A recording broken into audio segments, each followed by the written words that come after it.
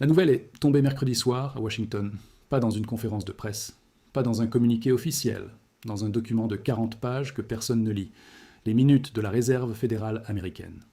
Et ce qui s'y trouve devrait inquiéter quiconque possède un compte épargne, un portefeuille d'obligations ou un gramme de bon sens financier. Parce que, pour la première fois depuis des mois, plusieurs membres du comité monétaire ont ouvertement discuté de la possibilité de remonter les taux d'intérêt. Pas de les baisser, de les remonter. Et pendant que cette bombe silencieuse était lâchée, l'or a franchi les 5 000 $ l'once. Nous sommes le jeudi 19 février 2026. L'or se négocie à 4 992 $. L'argent à 78 $. Et 5 signaux convergent en ce moment même, chacun indépendamment significatif. Ensemble, ils forment le signal d'accumulation institutionnelle le plus clair depuis des années. JP Morgan vient de relever son objectif pour l'or à 6 300 $. Goldman Sachs parle de risques significatifs à la hausse. Et le silence actuel sur les marchés n'est pas un signe de faiblesse. C'est le signe que la phase de chargement touche à sa fin. J'ai documenté chacun de ces 5 signaux. Toutes les données, toutes les connexions que les médias ne montrent pas. La recherche financière, lien dans la description. Mais laissez-moi d'abord vous montrer ce que ces minutes révèlent vraiment. Le 27 et 28 janvier, le comité fédéral a maintenu les taux entre 3,5 et 3,75 %. Ce n'est pas la décision qui compte, c'est le langage. Plusieurs participants ont indiqué qu'ils auraient soutenu une description bilatérale des futures décisions de taux, reflétant explicitement la possibilité d'ajustements à la hausse. La Fed ne dit pas qu'elle va monter les taux, elle dit qu'elle veut que le marché sache qu'elle pourrait le faire. Et cette nuance change tout. Depuis décembre 2025, le marché anticipait 4 baisses de taux en 2026. Aujourd'hui, ce chiffre est tombé à 1 ou 2, probablement pas avant l'été. La probabilité que les taux restent inchangés en mars atteint 94 %. Quand la banque centrale la plus puissante du monde passe d'un cycle de baisse à une pause prolongée avec possibilité de hausse, l'or ne devrait pas monter. Selon les manuels, des taux plus élevés rendent l'or moins attractif. Et pourtant, l'or a gagné plus de 15 % depuis le début de l'année. Ce découplage est historiquement exceptionnel, et il vous dit exactement où nous en sommes dans ce cycle. Signal numéro 1, l'objectif de 6 300 $. Le 3 février, JP Morgan a relevé sa prévision pour l'or à 6 300 $ l'once d'ici la fin de l'année. La plus grande banque d'investissement au monde qui publie un objectif en pleine correction. Le 30 janvier, l'or a chuté de près de 10 % en une seule séance. La plus forte baisse journalière depuis 1983. L'argent s'est effondré de plus de 30 % depuis son record de 121 $. Et c'est dans cette fenêtre de chaos que JP Morgan a relevé son objectif de 5 055 à 6 300 $. Leur scénario haussier projette 8 000 à 8 500 $ si les allocations des ménages augmentent. Et ce qui rend cette prévision significative pour l'argent, c'est que dans chaque cycle haussier depuis 1970, l'argent surperforme l'or une fois la consolidation terminée.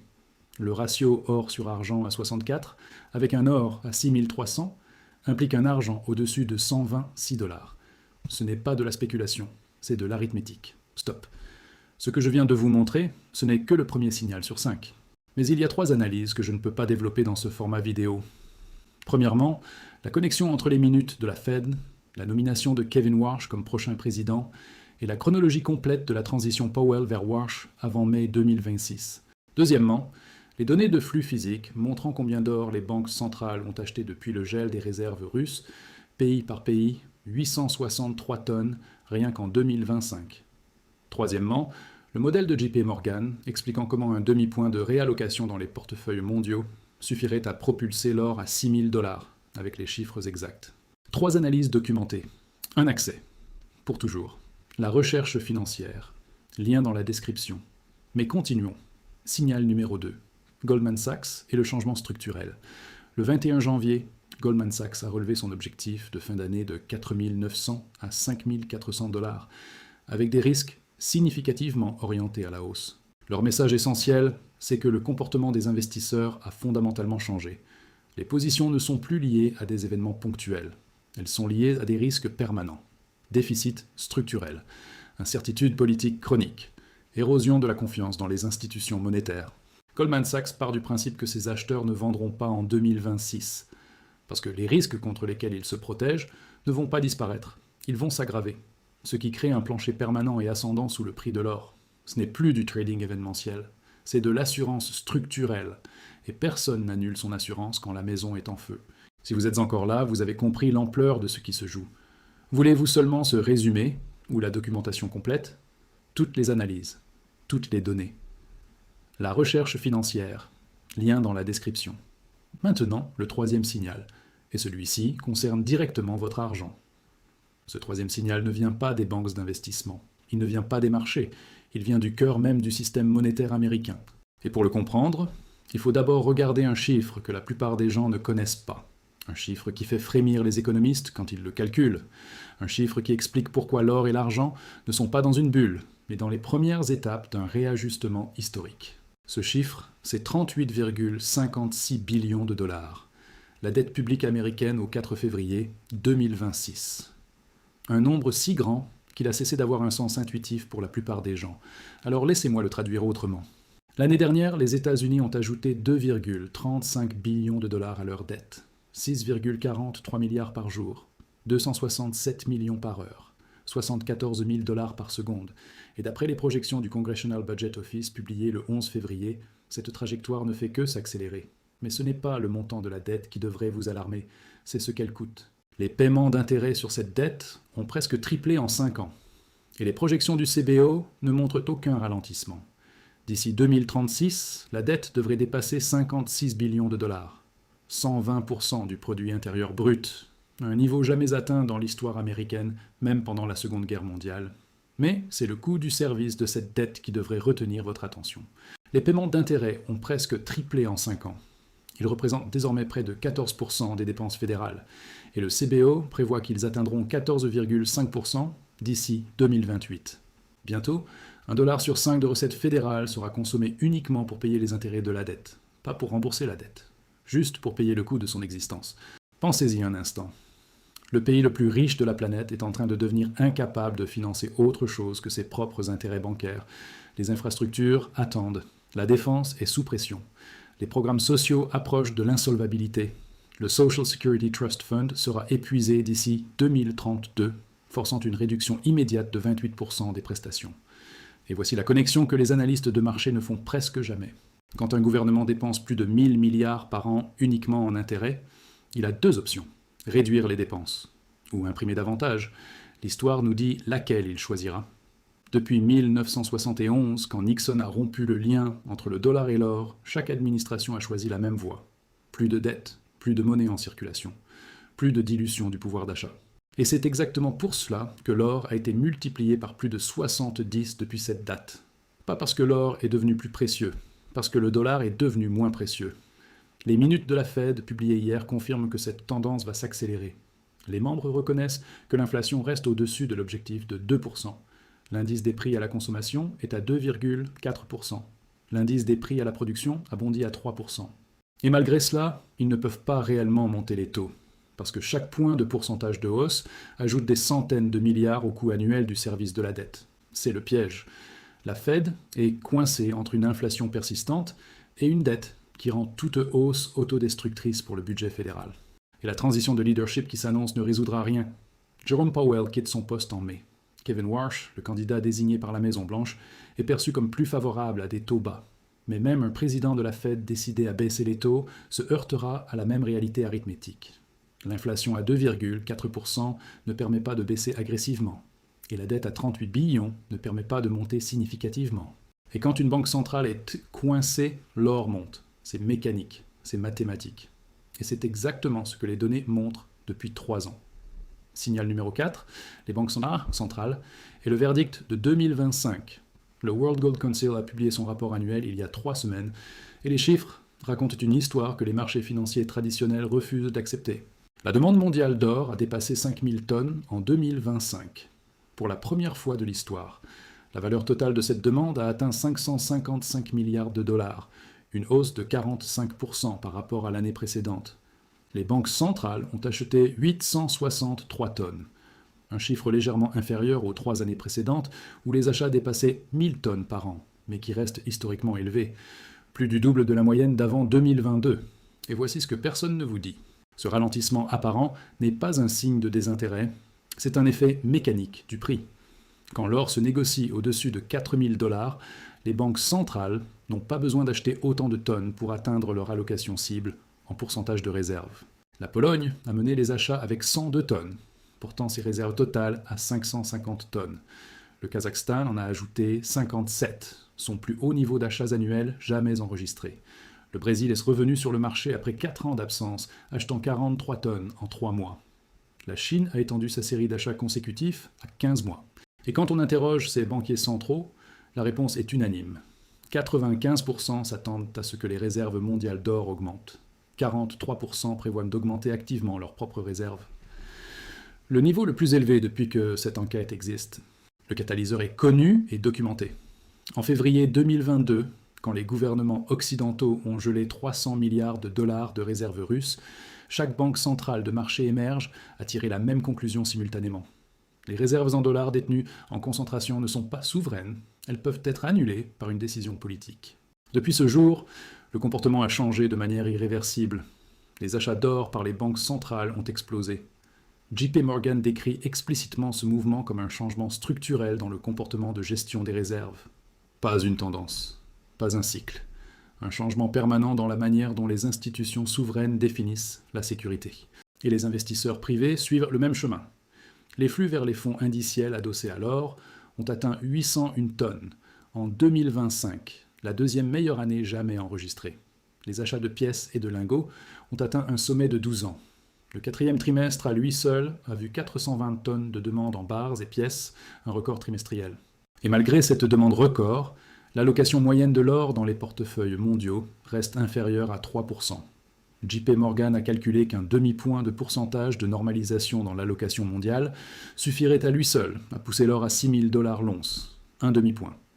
Dans un monde où la dette américaine augmente de 6 milliards par jour et où la confiance dans les devises fiduciaires s'érode structurellement. Signal numéro 5. Le graphique et la mécanique de la compression.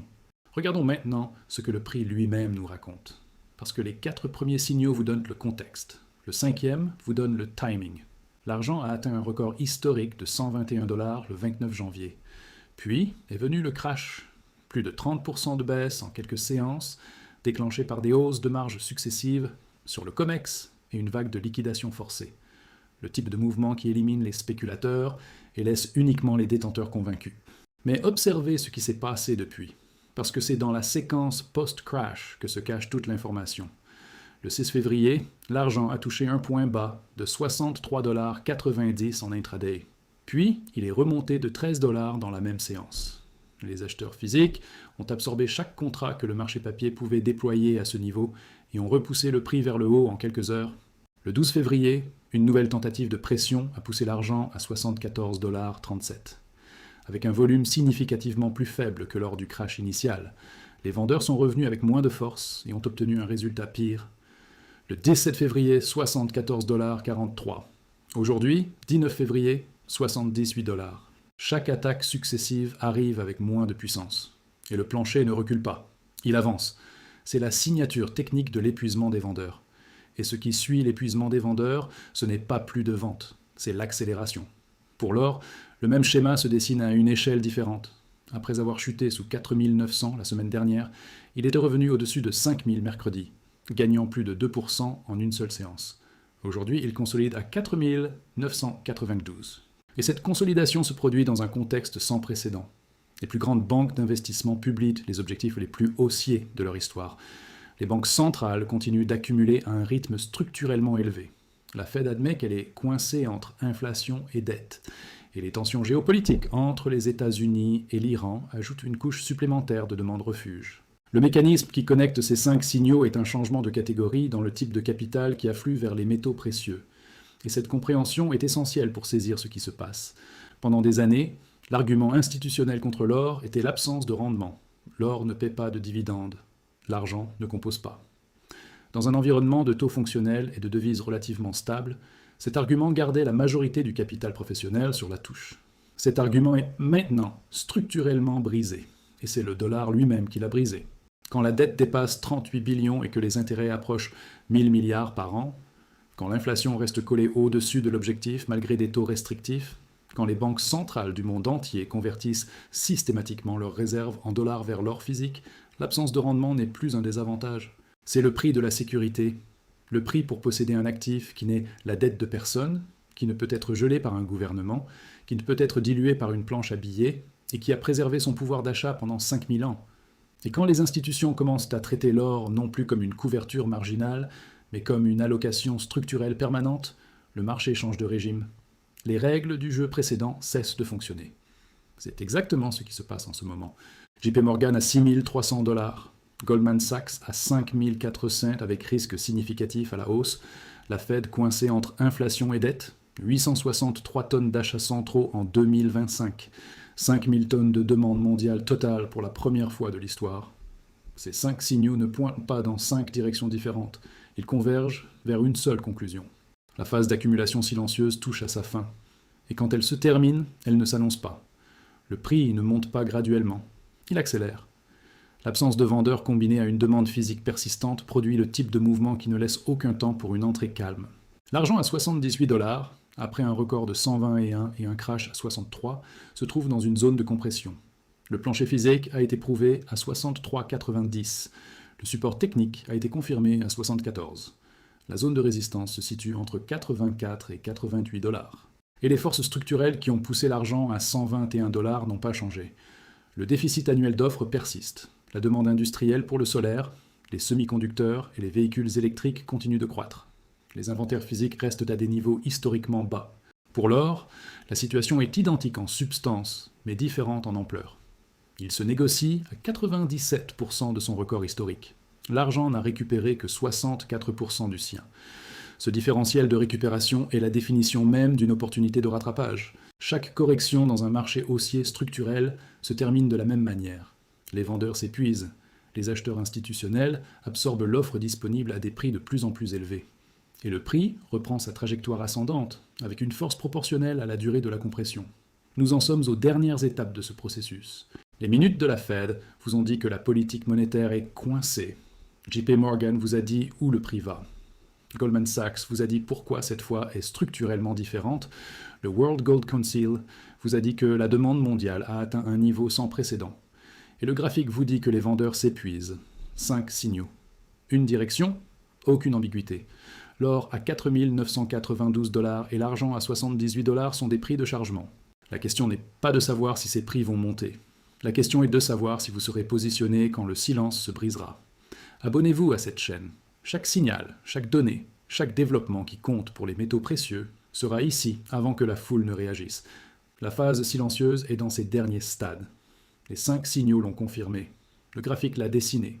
La prochaine fois, je vous montrerai les données sur les flux physiques entre Londres, New York et Shanghai. Des chiffres que personne n'a encore analysés publiquement. On se retrouve très bientôt.